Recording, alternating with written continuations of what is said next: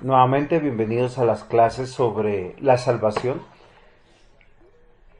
En esta oportunidad vamos a hablar de la incondicionalidad que el Señor tuvo para hablar de la elección.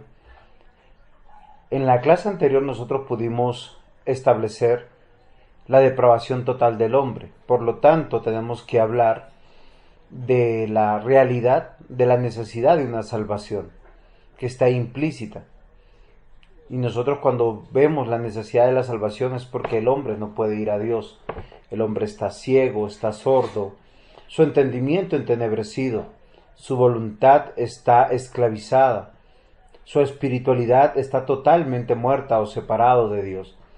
Quiere el Señor que ustedes y yo en esta oportunidad podamos meditar sobre la elección incondicional, que es el segundo punto de las doctrinas de la gracia o de los cánones de Dort, como es conocido, o los 5 puntos del calvinismo. La pregunta que nos tenemos que hacer entonces es: ¿sobre qué base estamos elegidos para la salvación? Si la base es la voluntad humana, pues la elección en primer lugar no se daría. Debido a la depravación total del hombre, el hombre está separado de la gloria de Dios, entregado a una mente reprobada, y su corazón está entenebrecido, esclavo del mal, muerto en delitos y pecados. Entonces, la explicación que dan las doctrinas de la gracia es: solo Dios en su misericordia elige sin contar los méritos ni la fe de las personas. Lo hace en la eternidad y nunca se adelanta en el tiempo para que nosotros podamos hablar de una presciencia, como entendiendo que va a haber una obra buena en el ser humano en el cual él va a volver a Dios. La palabra de Dios en Efesios capítulo 1 versículo 4 al 8 dice: según nos escogió en él antes de la fundación del mundo, para que fuéramos santos y sin mancha delante de él, en amor, habiéndonos predestinado para ser adoptados hijos suyos por medio de Jesucristo, según el puro afecto de su voluntad. En este orden de ideas, el apóstol Pablo, escribiendo a la iglesia de Éfeso, les dice que todos y cada uno de los que han sido elegidos, todos y cada uno de los que conforman la iglesia del Señor de manera perfecta, los que compondrán la membresía de la iglesia del cielo después del juicio final, son todos aquellos que fueron escogidos o separados o apartados antes de la fundación del mundo. Esto nos pone en un punto y aparte, porque saca al hombre de la historia y de la ecuación o de la fórmula matemática que nosotros quisiéramos tener en participación como algún mérito. Todos los hombres después de Adán cayeron en pecado, ni uno solo tiene el mérito ni la capacidad de ir a Dios. Por tanto, de todos merecen la ira de Dios, la justicia de Dios, la venganza por haber pecado contra Dios. En este orden de ideas, por eso la escogencia de Dios o la elección de Dios es en su misericordia, en su propia voluntad, sin contar méritos, porque el hombre no los tiene ni los podrá alcanzar para poder llegar a esta verdad.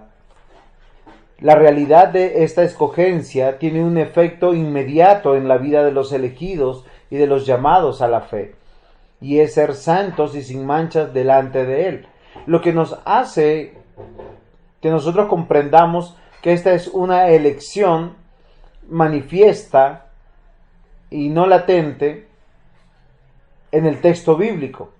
Nos hace pensar en un sándwich, la eternidad antes de la historia de la caída y la eternidad después de la caída. Porque nos está diciendo que en el tiempo de la historia, lo que queda en el centro del sándwich, estamos entendiendo que somos santos y sin mancha delante de Él. O sea, el propósito de la elección es tener un pueblo para sí, sin pecado y eternamente glorificado. Gracias al Señor vemos que la elección fue basada en su amor. Un amor que es incalculable. Juan 3:16 dice, de tal manera amó Dios al mundo. O sea, no hay una manera comprensible que ustedes y yo podamos entender el amor de Dios. Que ustedes y yo pudiéramos saber de qué manera se puede manifestar. Que hemos sido adoptados por medio de Jesucristo. La razón que está en estos versículos de Efesios capítulo 1, del versículo 4 y 5 primeramente, dice que la voluntad de Dios se manifiesta en el amor a Jesucristo. Y el objeto, o el fin, o el propósito, es el siguiente. Efesios capítulo 1, versículo 6. Dice, para alabanza de la gloria de su gracia. Que el objeto o el propósito es su propia gloria. Que hay un efecto colateral y es la salvación de los que eligió. La elección incondicional nos hace pensar claramente que Dios, por el afecto de su voluntad, en su amor, en su decisión, decidió amar a Cristo y a Cristo encontrar deleite y contemplación en todo lo que Él hace. Por eso Él va a salvar. Para que la alabanza sea para Él y nada más para Él. Por eso la salvación es de Dios de principio a fin, aún en la elección. Dice con la cual nos hizo aceptos en el amado. Lo que quiere decir que Él va a amar lo que no se puede amar. No sé si la palabra inamable cabe dentro de esta realidad. Dice, en quien tenemos redención por su sangre, perdón de pecados, según las riquezas de su gracia, que hizo sobreabundar para con nosotros toda sabiduría e inteligencia. Entonces debemos concluir algunas verdades en este versículo. Que Dios escoge de manera incondicional, no pide absolutamente nada a ninguna de sus criaturas, simplemente las escoge por el propósito de su voluntad o el afecto de su voluntad.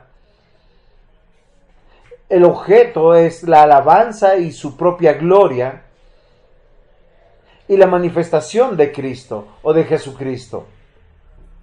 Romanos capítulo 9 versículos 15 y 21 dice, pues a Moisés dice, tendré misericordia del que yo tenga misericordia y me compadeceré del que yo me compadezca. ¿O no tiene potestad el alfarero sobre el barro para hacer de la misma masa un vaso para honra y otro para deshonra? Cuando pensamos en la elección incondicional, en la necesidad de la salvación, Dios es justo para condenar a todos los que han pecado contra Él. Porque todos los seres humanos han pecado contra nuestro Dios. Todos los seres humanos se han apartado y lo han negado. Pero de aquellos que Él ha elegido es que está manifestando toda su misericordia. Su voluntad es revelarse. ¿Y qué está revelando? Su amor, su misericordia, así como con los que no va a escoger. Por eso Él no pide nada de la criatura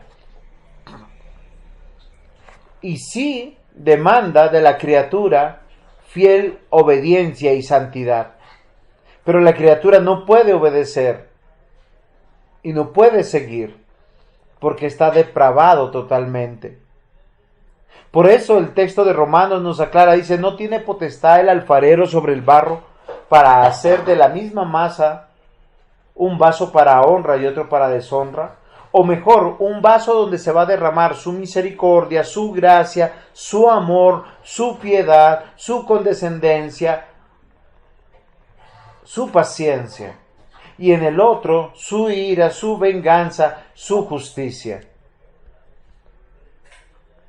Juan 3:16 nos declara: porque de tal manera amó Dios al mundo, que ha dado a su unigénito Hijo, para que todo aquel que en él crea no se pierda, mas tenga vida eterna.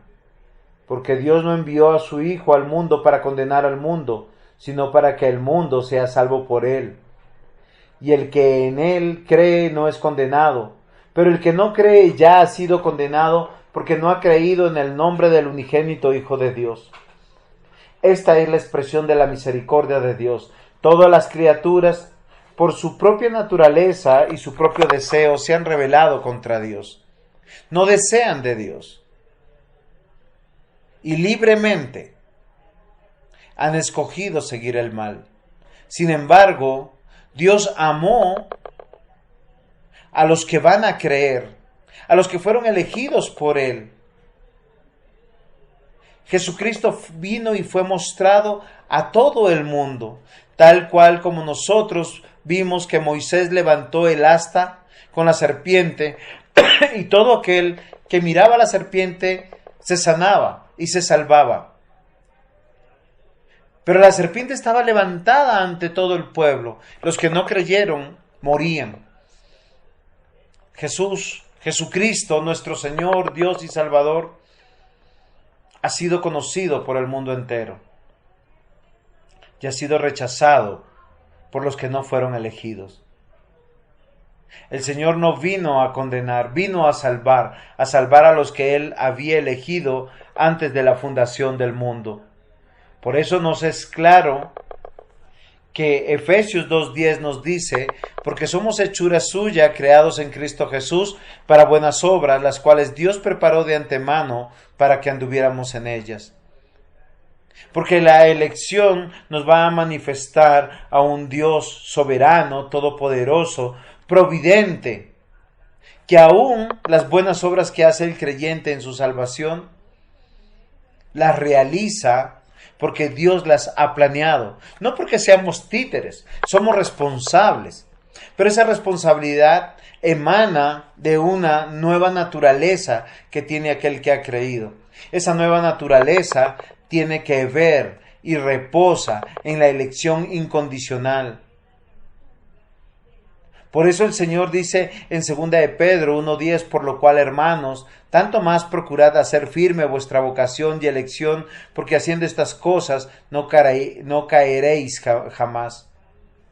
Nosotros, al entender estos versículos, nosotros estamos viendo que la elección incondicional, este punto sigue naturalmente a la doctrina de la depravación completa o total del hombre. Si el hombre en verdad está muerto, prisionero, ciego, sordo, no puede caminar, está manchado por sus pecados, entonces él no necesita un médico, él necesita un salvador, él necesita a Dios que obre en su corazón. Porque si el hombre estuviera enfermo o medio muerto, necesitaría un remedio. ¿Un remedio para qué? Para alentarse y poder tomar sus propias decisiones. La Biblia dice que el hombre, por sus propias fuerzas, no puede hacer nada. Que no puede ir a Dios. Aún se hicieron inútiles. Y todo lo cuanto hace es hundirse más en el pecado y en la maldad. Dios es el único que lo puede salvar. La historia de la Biblia, toda la historia de nuestra hermosa palabra de Dios, es la historia de la elección incondicional, donde vemos que Jesús es predicado por Jesús, que cada renglón nos muestra que es la voluntad de Dios salvar. La elección incondicional nos hablará claramente de lo que nosotros entendemos como predestinación o un destino ya determinado, el cual fue dado por Dios o decretado por Dios antes de crear el mundo. Dios elegiría a los que van a ser salvos, y a los que serán echados al infierno pasarán a esta condenación porque rechazaron al unigénito Hijo de Dios, porque no volvieron a Dios.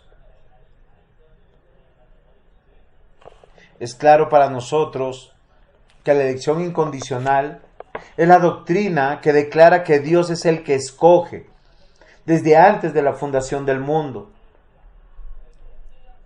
Todos aquellos que han nacido de nuevo es porque a Dios le plació. El fin de haber nacido, el fin de vivir en esta vida, es glorificar a Dios y gozar de Dios para siempre. Así que son traídos al conocimiento de Dios, regenerados, justificados, se les da la fe, adoptados, santificados y posteriormente glorificados. Esto no está basado en ningún mérito de los elegidos, ni basado tampoco en el previo conocimiento de Dios para descubrir quién iba a aceptar su oferta del Evangelio. Dios los eligió basado únicamente y solamente por el consejo de su propia voluntad. Algunos para vida eterna, los que creerán y serán salvos. Creerán voluntariamente porque Dios les dio un corazón nuevo y un espíritu nuevo. Creerán porque la salvación es de Dios. Por gracia sois salvos por medio de la fe. Y los que se condenan es porque ellos no pueden ver, oír, no se pueden convertir y Jesús no los va a sanar. Nosotros tenemos que ser claros, mis amados hermanos, que la atención que vemos en las Sagradas Escrituras a lo largo de las narraciones es la manifestación de la soberanía de Dios en la salvación y la responsabilidad del hombre para creer, la cual es resuelta por esta doctrina. Porque todo aquel que cree es porque fue considerado antes de la fundación del mundo. Porque el Señor ya tenía los elegidos inscritos en el libro de la vida. Recordemos que una de las oraciones del Señor Jesús es: Padre, todos los que tú me has dado, ni uno solo se ha perdido. Señor, yo te ruego que los guardes del mal, porque están en este mundo. Los elegidos son salvos para buenas obras. Los elegidos manifestarán la gloria de nuestro Dios. Los elegidos vivirán una nueva vida como resultado de la gracia salvadora de nuestro Dios, la cual es manifiesta a su tiempo en lo que nosotros conocemos el paréntesis de la historia. Amados hermanos, la elección incondicional manifestará que la salvación es de Dios frente a una necesidad de salvación del hombre. El hombre, por sus propios méritos, es incapaz de ir a Dios. Por eso, de esta manera, mis amados hermanos, yo quisiera que nosotros meditáramos. ¿Quién de nosotros que hoy confiesa al Señor Jesucristo pensó en la vida pasada amar, ser fiel y entregarse por Él? ¿Quién de nosotros estaría dispuesto a dar su vida por el Evangelio, naturalmente, sin la obra de Dios? Gracias al Señor, esta doctrina hace que la salvación sea segura, porque no descansa en nuestro corazón, no descansa en nuestras decisiones, no descansa en nuestras capacidades, no descansa en alguna obra o mérito que pudiéramos hacer, sino la eficacia de la elección está en que Dios escogió antes de la fundación del mundo, y quiera que tú y yo pudiéramos comprender esto. Por eso es una salvación necesitada y una salvación que descansa en el Señor Dios, Dios Trino.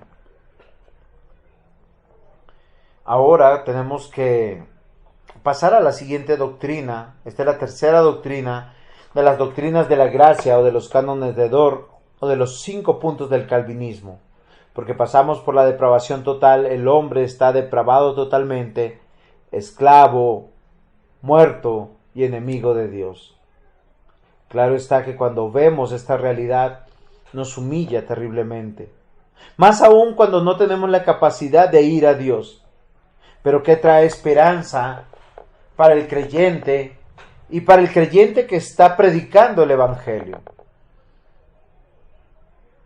Que Dios tiene un número de personas inscritos en el libro de la vida. No es un libro que se esté abriendo y se esté cerrando permanentemente.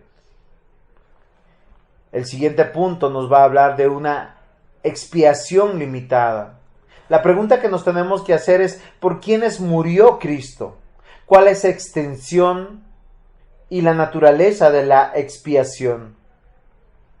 La muerte de Dios, la muerte de Jesucristo, ¿fue solo para salvar un grupo limitado de elegidos y no por toda la humanidad entera? ¿Existe el universalismo en este sentido? Potencialmente pudiéramos decir, ¿Jesús pudo salvar a todos y cada uno de la humanidad? Son preguntas que nosotros nos hacemos. Pero debemos resolverlas bíblicamente. Juan 17:9 dice: yo ruego por ellos, y no ruego por el mundo, sino por lo que me distes. Sino por los que me diste, porque tuyos son. El Señor Jesús tiene en claro, y no pensemos que son solo los 12 apóstoles, porque de los 12, uno es diablo e hijo de perdición. El Señor Jesús está diciendo: yo ruego por ellos, no por el mundo, sino por lo que me diste. Pasa a un singular cerrado, a un número cerrado, un número que solo descansa en Dios. Y dice: ¿por qué oro por ellos? Tú me los diste porque tuyos son, fueron elegidos antes de la fundación del mundo. Mateo 26:28 nos dice: porque esto es mi sangre del nuevo pacto, que por muchos es derramada para remisión de pecados. No dice por todos. La sangre del Señor Jesucristo fue ofrecida, sacrificada, fue puesta en el propiciatorio de la cruz por muchos. Pero esos muchos solo se extiende al grupo de personas que están inscritos en el libro de la vida. Desde el primer salvo hasta el último de los salvos, y después vendrá el Señor Jesucristo, concluida la obra de salvación. Juan 6:37 dice: todo lo que el Padre me da, vendrá a mí, y al que a mí viene, no le echo fuera. ¡Wow! ¡Qué interesante! ¡Qué experiencia nos trae leer estos versículos bíblicos! Porque no solamente nos habla de la seguridad de la salvación, sino de la eficacia de la salvación de Dios, de la eficacia a nuestro corazón, donde pese a nuestra incapacidad, pese a que no se nos pide ningún requisito previamente, nos habla de la eficacia del obrar de Dios en tu vida y en mi vida. Dice: todo lo que el Padre me da. Jesús está diciendo todo lo que en el efecto de la salvación en la historia está ocurriendo, todo lo que fue elegido antes de la fundación del mundo, con toda seguridad vendrá. No importa si es a la primera hora, a la segunda hora o a la última hora, y el pago será el mismo. Será la salvación perfecta, inmutable, incambiable por medio de la fe. Todo el que viene a mí no le echo fuera. Todo aquel que nació del agua y del Espíritu. Todo aquel que cree en Jesucristo se le dio la potestad de ser hecho hijo de Dios.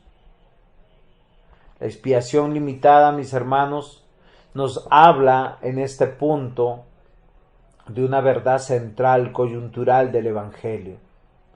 Que el propósito de la muerte de Cristo en la cruz, en una sumisión voluntaria, donde surgió bajo la justicia de un Dios justo y le dio la salvación a la humanidad elegida, a todos y cada uno de los que Dios eligió antes de la fundación del mundo, y a lo largo del desarrollo de la historia de la humanidad, Dios va añadiendo a los que van a ser salvos y que no retrocederán en su fe, no porque no pequen, sino porque Dios es aquel que los eligió antes de la fundación del mundo y porque pertenece al número exacto de los elegidos. La expiación limitada que Cristo efectuó nos revela que Él murió solamente por los elegidos, por los predestinados,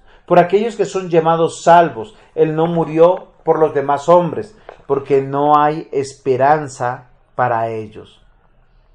La expiación limitada es una doctrina, mis amados hermanos, que responde a la pregunta: ¿por qué los pecados? ¿Por los pecados de quién murió Cristo? Y la Biblia enseña que Cristo murió por los pecados de aquellos que Dios le dio para salvar. Jesucristo murió satisfaciendo toda la justicia de Dios. Y el efecto colateral es resarcir, pagar toda la deuda de todos y cada uno de los hombres que habían transgredido la voluntad de Dios y que por justicia merecían la muerte.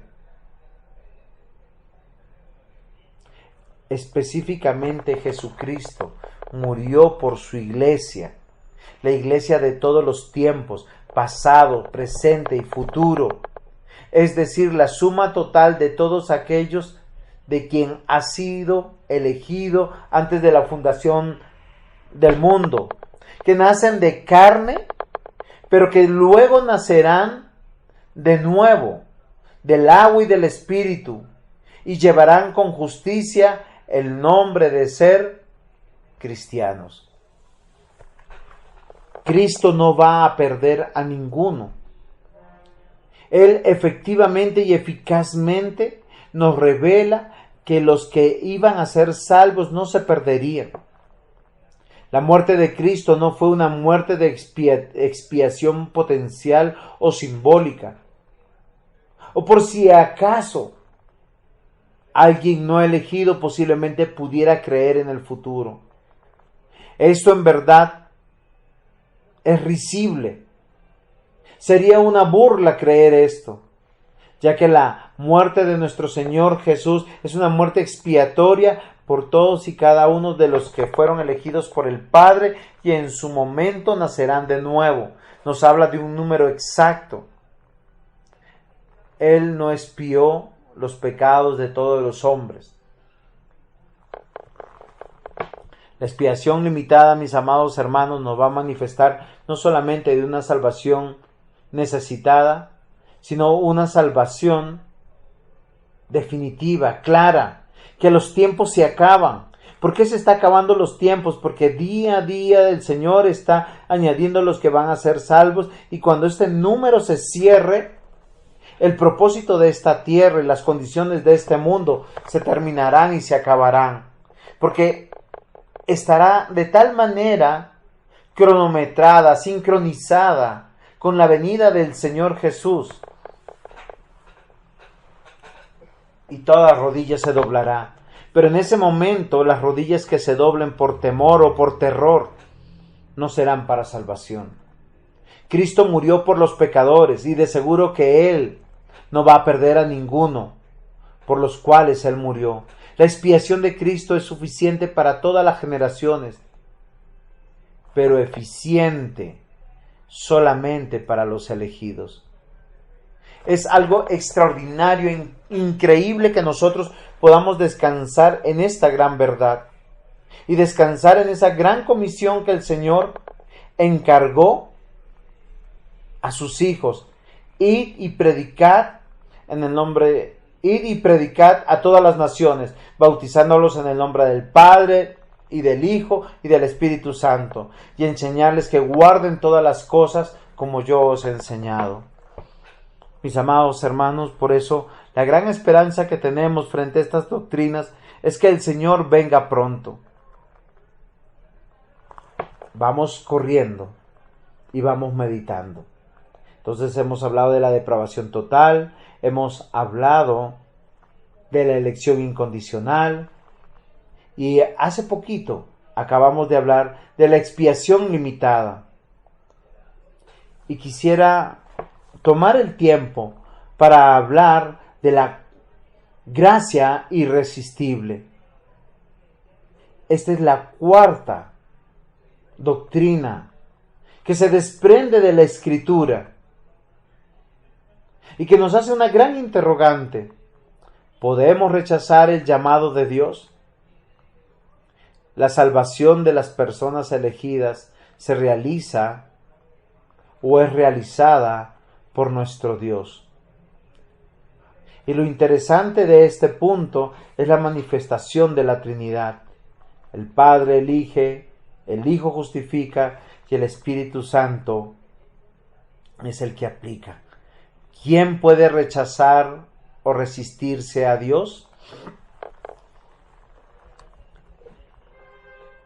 ¿Podemos rechazarlo? ¿Qué dice la Biblia? Juan capítulo 6, versículo 37 dice: todo lo que el Padre me da, vendrá a mí, y al que a mí viene, no le echo fuera. Y Juan 6, 44 dice: ninguno puede venir a mí, si el Padre que me envió no le trajere, y yo le resucitare en el día postrero. Miren lo interesante del binomio de estas dos ideas. Porque dice que todo aquel que viene a Jesucristo no será rechazado. Aquel que dice: Señor Jesucristo, yo creo en ti. Todo lo contrario, el Señor Jesucristo lo espera. Es la noticia que estaba esperando del Padre. Que aquel que había sido elegido antes de la fundación del mundo, elegido incondicionalmente, pertenece al número exacto de los elegidos y que no podrá resistir el llamado cuando el Señor los llame, ya que ninguno puede venir a Jesús si el Padre no lo está enviando, no lo está trayendo, porque ese acabó de nacer de nuevo, dice, acabó de ser renacido. Lo interesante de esto es que humilla totalmente la capacidad del hombre. Por eso los hombres inteligentes, entendidos o analfabetos, ricos o pobres, sanos o enfermos, no hay una condición especial para la salvación en el sentido de la vida humana. Realmente nosotros tenemos que comprender la realidad de los puntos de la salvación. Romanos 8:14 dice: porque todos los que son guiados por el Espíritu de Dios, estos son hijos de Dios.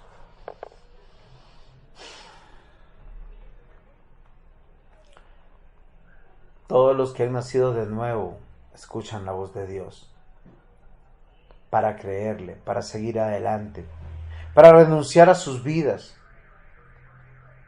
No hay uno solo que sea auténtico hijo de Dios, que pueda resistir al llamado de Dios. Es interesante, mis amados hermanos, que nosotros veamos que la gracia irresistible es que no hay un ser humano que pueda resistirse al llamado de Dios. Y para esto los evangelios nos han dejado algunos ejemplos, en los cuales nosotros podemos meditar y pensar. Y son ejemplos de hombres comunes y corrientes como ustedes y como yo. En este orden de ideas estoy pensando en Mateo, un hombre que es judío, Leví, un hombre que creció con la ley de Dios en su corazón, pero un hombre que llegado un momento de su vida decidió traicionar sus principios, su patriotismo, su propia fe, y se vendió al Imperio Romano para ser un hombre cobrador de impuestos. ¿Y por qué los cobradores de impuestos son trascendentes en la historia de los imperios? Porque ellos son los que conocían realmente a cada uno de sus compatriotas, de sus conciudadanos, y estos cobradores de impuestos tenían que ser de la nación conquistada. Y estos enriquecían y tenían poder. Eran siervos del imperio que estaba avasallando. Y Mateo llegó posiblemente en algún momento de su vida y dijo: no me importan mis paisanos, no me importan mis hermanos de la fe, no me importa, yo sobreviviré y seré rico. Y vendió su conciencia y vendió su vida. Y por todo lo que él había luchado, él se encontraba en el banco de los tributos, cobrando los impuestos, diciendo: paga tu impuesto. Tal cual lo hacía Zaqueo, tal cual lo hacía cualquier publicano. Pero el Señor Jesús pasa, lo mira y le dice: Mateo, sígueme. La Biblia dice que él no dudó, él no pudo resistir, él no cuantificó sus pérdidas, él no dijo: la gente no me va a creer, ¿qué va a decir ahora la gente? ¿Yo qué voy a hacer? No, dice que él se paró en el acto y le siguió. Lo mismo pasó con la vida de Pedro cuando le dijo: dejad esas redes, yo te haré pescador de hombres. Con Andrés, con Jacobo, con Simón. Cada uno de los que fueron elegidos para ser discípulos, cada uno de los que nacen de nuevo, lo dejan todo, porque nadie puede resistir el poderoso llamado de Dios para salvación.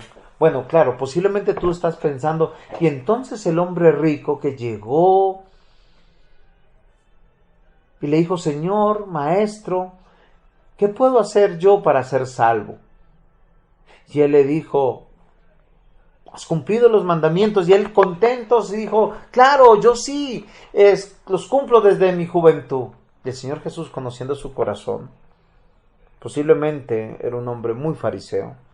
No de la secta de los fariseos, pero sí muy fariseo, muy hipócrita, que se pone en el plan y dice: bueno, yo quiero ser salvo, ya he cumplido todo. Y el Señor Jesús le dice: ve y vende todo lo que tienes y sígueme.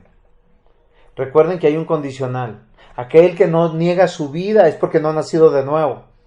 Tienes que dejarlo todo, pero ese dejarlo todo lo hace Dios en tu vida. Por eso primera de Pedro capítulo 5 versículo 10 dice: mas el Dios de toda gracia, que nos llamó a su gloria eterna en Jesucristo, después de que hayáis padecido un poco de tiempo, Él mismo os perfeccione, afirme, fortalezca y establezca. La salvación desde la elección en la eternidad hasta la elección en el día del juicio final le pertenece a nuestro Dios, el Dios de toda gracia, que nos llamó para su gloria eterna. Es quien nos está perfeccionando, afirmando, fortaleciendo y estableciendo, porque su gracia es irresistible. Cuando nosotros pensamos, mis hermanos, en la gracia irresistible, como los hombres incapaces que somos de salvarnos a nosotros mismos, a causa de la caída, del pecado de Adán y de Eva, Dios ha propuesto revelar que Él es un Dios de gracia. Dios provee todos los medios para llamarlos al beneficio de la salvación. La gracia irresistible se refiere al llamamiento interno. Hay un llamamiento externo y otro interno. Cuando el Evangelio sale afuera, no todos los convencidos sobre lo que es el pecado y de su necesidad de Cristo, pero puede haber un convencimiento en el corazón de otros produciendo diferentes resultados. Amados hermanos, la gracia irresistible que el Espíritu Santo obra directamente en el corazón de los hombres, manifiesta lo que fue revelado en Jeremías, en Ezequiel. Que el corazón de los elegidos será transformado, que habrá un milagro. Nadie puede resistir, porque Dios es el cirujano. Dios es el que ingresa su mano en el corazón del hombre, extrayendo un corazón de piedra y depositando un corazón de carne. Un corazón de carne que es para su gloria. Salvos porque así Dios lo determinó. El resultado de la gracia irresistible de Dios es la respuesta positiva del elegido al llamado interno del Espíritu Santo. Cuando el llamado externo es un hecho por medio de las Escrituras, nos manifiesta que nadie puede resistir. Y en el momento que el Señor nos llama, es el momento de Dios. Es el momento en que Él nos dice: Pepito, Fernanda, síganme. Y claro está, nosotros le seguimos. Cristo enseña que todos los que Dios ha elegido vendrán al conocimiento de Él, y que nadie podrá decirle: espera o esperaré. Que me voy a casar, que voy a probar una yunta de bueyes. No, mis amados hermanos, la Biblia manifiesta y enseña que el que fue elegido para salvación no solamente potencialmente va a decir que sí, sino irremediablemente, porque su nueva naturaleza hará que responda a esta gracia irresistible. Los hombres vienen a Cristo para salvación cuando el Padre los llama, y el mismo Espíritu de Dios guía a sus amados al arrepentimiento. ¡Qué consuelo, mis amados! Es saber que el Evangelio de Cristo penetra nuestros duros y pecaminosos corazones. Maravillosamente, el verdadero milagro es que un hombre diga: yo creo en Cristo, doy mi vida por Él. Nos salva a través del llamamiento interno del Espíritu Santo, de la obra poderosa de redención. Los hombres que vienen a Cristo para salvación no pueden negarse. No pueden detener la mano de nuestro Dios. Por esto, de esta manera, nosotros tenemos que pensar en la siguiente doctrina de la gracia, que es la perseverancia de los santos. Es donde nosotros cerramos como el paréntesis de la doctrina de la salvación. Tal vez con la pregunta: ¿se puede perder la salvación? Si el Señor eligió eficazmente frente a una depravación total, si la elección es un número determinado, porque es un grupo de personas elegidos, determinado, cerrado completamente, y su gracia es irresistible, qué regalo tan extraordinario depositado en las manos de un hombre mortal con una condición pecaminosa, pese a su regeneración. ¿De quién depende la salvación? ¿Del hombre? ¿Es verdad Dios soberano y el hombre 100% responsable? Si nosotros comprendemos que Dios es soberano como Dios todopoderoso, inmutable, verdadero, santo, misericordioso, omnipresente, omnisciente, y pudiéramos hablar de todas las perfecciones que manifiesta en la Escritura, si un hombre responsable con una condición pecaminosa, un hombre con inclinación al pecado y al mal, ¿la salvación sería segura? Ciertamente nosotros tenemos que responder de la siguiente manera, y pese al prejuicio de muchas personas, las personas salvadas no pueden perder la gracia ni abandonar la fe. Wow.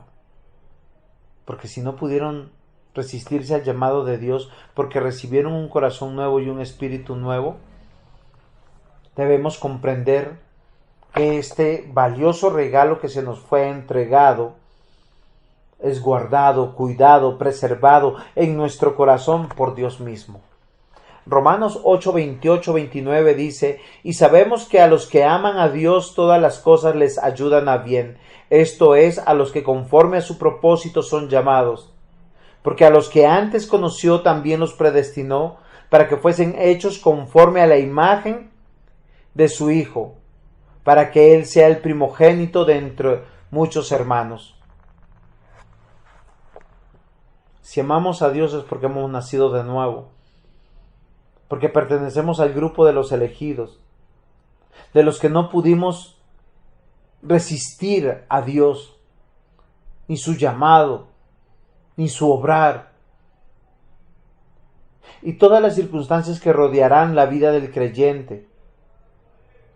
Tiene un propósito, la gloria de Dios, porque toda esta experiencia de la santificación habla de la perseverancia de Dios en nuestro corazón. Recordemos que Efesios 2:10 dice: somos hechura suya, creados en Cristo Jesús para buenas obras que Dios determina cuáles son las buenas obras, no las que la humanidad dice que es una buena obra, porque dice que todos los que antes conoció los predestinó, y estos mismos están siendo hechos o formados o moldeados o transformados o santificados, o Dios perseverando en los hombres a la imagen de su Hijo. Filipenses 1:6 dice: estando persuadido de esto, que el que comenzó en vosotros la buena obra, la perfeccionará hasta el día de Jesucristo. Un versículo muy diciente, muy claro, que no solamente la salvación ha sido entregada a nosotros, que no solamente se nos ha dado la fe para creer, sino de ahí hasta que el Señor Dios nos llame a su presencia o venga por su iglesia, Él comenzó una buena obra que está perfeccionando. ¿Cuál es el día límite de esta obra de perfección? ¿O es tu muerte o mi muerte? ¿O el día de Jesucristo, o el día en que Jesucristo venga en el juicio final? Juan 6:39 dice: y esta es la voluntad del Padre, el que me envió, que todo lo que me diere no se pierda, sino que lo resucitare en el día postrero. Aún después de nuestra muerte física, de nuestra muerte en la mortalidad en la que estamos revestidos, el Señor está guardando nuestro espíritu en su seno para, llegado el momento, restaurar nuestro espíritu a nuestro cuerpo resucitado, y en ese momento, en el día postrero, confesar que Jesucristo es el Señor. La perseverancia de los santos habla de la perseverancia de Dios. La Biblia enseña que Dios salva al hombre. Dios murió para salvar y llamó a la salvación. Dios preservará a los salvos para vida eterna, para la gloria de su nombre. Así se obtiene la perseverancia de los santos y estar eternamente unidos con nuestra salvación, con nuestro Salvador. Mis amados hermanos, la perseverancia de los santos no está hablando de cuán perseverante eres tú o soy yo, cuán responsable eres tú o soy yo, sino que el Señor Dios está comprometido de guardarnos sin caída y sin mancha hasta el día del juicio final. Ahora, esto no significa que ni tú vas a pecar ni que yo no voy a pecar, lo que significa que nuestra salvación está segura, que Dios persevera en nosotros, y si 7 veces cae el justo, 7 veces se levanta. Claro está, mis hermanos, que no debemos tentar la mano de Dios, porque si pecamos, asumiremos las consecuencias de nuestros pecados. ¿Cuántos de nosotros hemos tenido vidas pasadas y hoy en el presente sufrimos las consecuencias de nuestros pecados pasados? Ya que la perseverancia de los santos nos habla que los elegidos no pueden caer de la gracia de Dios para ser perdidos, y que el Espíritu Santo los regeneró y que es imposible que pierdan su salvación. Porque la perseverancia de los santos es una doctrina que enseña que los santos, aquellos que Dios ha salvado, permanecerán en las manos de Dios hasta que ellos sean glorificados y llevados al cielo. Romanos 8, 28 y 29 establece que cuando una persona ha sido verdaderamente regenerada por Dios, permanecerá con Dios hasta el día de su muerte, posterior a su muerte, hasta el día postrero de su resurrección, y escuchar la dulce voz de su Señor que le dice: buen siervo y fiel, ven y gózate con tu Señor. La obra de la santificación, la cual Dios genera, continúa en el elegido hasta que alcance la consumación en el cielo. La Biblia, la palabra de Dios, el Evangelio, asegura que Dios se está glorificando en tu vida, en mi vida. Las circunstancias que vivimos no permiten que el mundo vea lo que Dios está obrando en nosotros. Nuestro destino final sí develará la voluntad de Dios, porque Cristo asegura que no perderá a ninguno de los que ha elegido y que será glorificado en el día postrero. Nuestro Señor Jesucristo asegura que estará con cada uno de nosotros todos los días hasta el fin del mundo, y su iglesia dirá: amén. La posición de un verdadero creyente, de un creyente maduro en la fe, que permanece con la palabra de Dios en su mente y en su corazón, es confiar en la promesa de Cristo, que Él cumplirá perfectamente la voluntad del Padre, preservando a los elegidos. ¿Cómo quiero terminar? El elegido persevera porque Dios lo preserva, o el elegido persevera, porque Dios persevera en él. Cristo asegura que no perderá a ninguno de los que ha elegido, y nosotros nos tenemos que gozar en esta hermosa verdad. Mis amados hermanos, con esto yo quiero dar conclusión a mis clases. No he estado muy bien de salud y he estado con muchas tareas. Prometí 8 clases, pero las reduje a 7. Pido perdón a los hermanos de Bolivia por mi demora en la grabación de las clases. Sin embargo, estoy dando punto final. La salvación es de Dios, para Dios, y comienza y termina en Dios. Revela a Jesucristo, y la eficacia reposa en que Jesucristo satisface la justicia de Dios, y todos los que fueron elegidos antes de la fundación del mundo es un número exacto, el cual está siendo añadido a la iglesia en el tiempo de Dios, no pudiendo resistir el llamado de Dios, y durante su vida mortal hasta el día que lleguen al día del juicio final serán preservados por Dios. Porque la salvación es de Dios, para la alabanza de su gloria. Esta es la gloria de su iglesia. Pastor Juan José Dávila Ceballos, Iglesia Presbiteriana Betania de la Reforma.